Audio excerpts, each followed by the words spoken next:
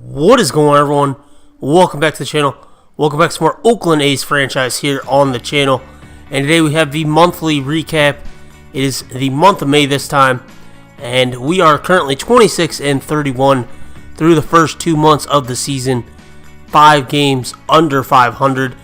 We're going to go over stats, standings, league leaders, injuries, all that stuff, players of the month. We also have the first year player draft for 2019 in the end of this episode. So let's get looking right at the standings. Like I said, we are 26-31. Currently, that is good for last in the American League West. And we are 16.5 games back of the division lead. So if we're going to make the playoffs, the division is probably not the way winning the division is not the way it's probably going to happen. So we look at the wild card, and we are only 7 games back of the wild card. The issue with that is there's 5 teams ahead of us. Technically 7 if you count the 2 teams that have the wild card. So we definitely got some work to do these last 4 months of the season. And our team has not been playing very well lately. So, like I said, we've fallen under 500. So we really got to turn things around these last couple months. On to the league leaders. Ian Kinsler makes an appearance for the first time as a member of the A's. He is tied for 7th with 3 triples in the American League. And then Chris Davis, the first time in the entire series we've had someone on the home runs list. He's tied for 6th with 14 bombs in the American League, as he is starting to catch fire here as we near the midway point of the season. So on to pitchers. Liam Hendriks, 18 saves on the year. That's good for 2nd in the American League. And then Daniel Mangden is currently 8th in the American League in ERA, sitting right at a 3 even. So he's having a quietly having a pretty good season for us so far. Home runs allowed, Chris Bassett actually leads the American League, having only allowed 2 home runs over 60, 1 in a third, which is good to see. Daniel Mangden is 5th in that category, tied for 3rd with 5 in that category. And then walks allowed, Andrew Triggs tied for 1st with Masahiro Tanaka, having allowed only 11 base runners over 65 innings. And then Paul Blackburn is tied for 4th with 13. So it's good to see him at least doing something right this year. And then as we go on to whip, Andrew Triggs, 1.18, good for 13th in the American League, just sneaking onto the list. Chris Bassett, wins above replacement for a pitcher, is currently 8th at 1.6, so that's pretty good. He's also quietly having a good year as he's fighting to keep a rotation spot with AJ Puck looming. And then for the first time on the series, we have a batter in the wins above replacement category. Chris Davis at 2.0, good for 12th in the American League. On to our team stats. Andrew Triggs, 4-5, 5.26 ERA, 39 strikeouts. Sean Manaea is 5-5, 4.50 ERA, having a very bad season. Paul Blackburn, 2-4 with a 4.15 ERA. He had about half the ERA last year when he almost won Rookie of the Year. Daniel Mangden, the 4-5 guys are doing well for us. His ERA is right at 3. He's 2-2. And then Chris Bassett, like I said, knows AJ Puck and a couple other prospects are looming down the minors, just waiting to get a spot. He's putting on a pretty good performance at 3.38. Jose Torres, our Rule 5 draft pick, ERA 5.56, not doing so well. Emilio Pagan just came back from injury, but he's 3.52. That's respectable, I guess. Daniel Colombe, 3.05 ERA, over 20 and 2/3. Ryan Butcher, 3.42 ERA, over 26 and 1/3. Ryan Dole is pretty much the MVP of the bullpen so far this year. 1.31 ERA over 34 and 1/3. And then our all-star, Blake Treinen, last year, as our setup guy this year, not doing so well. 5.19 ERA over 17 and 1/3. He hasn't got many opportunities for some reason. I'm not really sure. I think that's the CPU simming him, because I play with him every chance I get. And then Liam Hendriks, 2.11 ERA. Like I said, he has 18 saves, good for 2nd in the American League. On to hitters. And Marcus Semien, he's our leadoff guy, hitting 275. 3 homers, 15 RBIs. Pretty good year for him. Kinsler hitting 255, 6 homers, 23 RBIs. Starting to kind of slow down a little bit after the hot start. Avisal Garcia hitting 290, 4 homers, 17 RBIs. He's hitting very well, but the power numbers aren't there where we'd like them. Matt Olson, 255, 10 bombs, 32 RBIs. Pretty good season for him. Chris Davis, 246, 14 homers, 28 RBIs. The RBIs are kind of low, but I mean that's more of an opportunity stat anyway.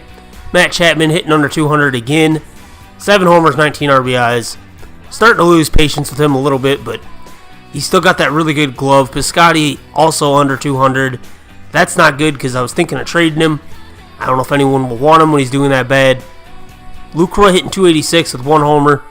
Might consider moving him up in the lineup as he is playing very well. Jed Lowry hitting 232 and 3 homers, 19 RBIs out of the DH spot.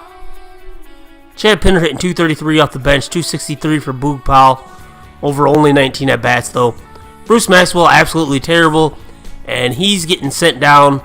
I'll show you that in a second as we call somebody up to be the backup catcher off the bench. Nick Markakis only hitting 172 over 64 at bats, but we're going to give him another month or so, see if he can turn it around. So again, on to Bruce Maxwell. We sent him down to AAA, and we're going to call up Justin O'Connor. We signed him all in free agency, and we knew eventually he would probably be the backup. And he's doing pretty good in AAA, so we're going to give him a shot off the bench, maybe get a couple spot starts. On to the disabled list. We've actually been very fortunate with injuries this year. A lot of guys being out for a few days, but really no DL spots. Minor league catcher Sean Watt is the only one. He's got about a couple months left. And then on to players of the month in the NL. Pitcher of the month goes to Ryan Tepera. 0.68 ERA. 9 strikeouts over 14 appearances. Yasmani Tomas is the player of the month. He hit 371 over 89 at bats. 7 homers, 22 RBIs. And then rookie of the month for the Diamondbacks as well. Lourdes Gurriel hit 313 over 32 at bats. On to the American League pitcher of the month is Blake Parker. 1.98 ERA over 14 appearances with 18 strikeouts. Player of the month was Miguel Sano. He hit 337, 8 homers, 23 RBIs over 92 at bats. And rookie of the month Vladimir Jr. got called up by the Blue Jays. Hitting 319 over 94 at bats, 3 homers, 15 RBIs. So now on to the first year player draft for 2019. And before we even get into it, we did not do very well, as you can see. It was a rough draft. Our best players arguably were our last 2 picks. But I think Orlando Cox could be pretty good. He's sitting at a 79 overall.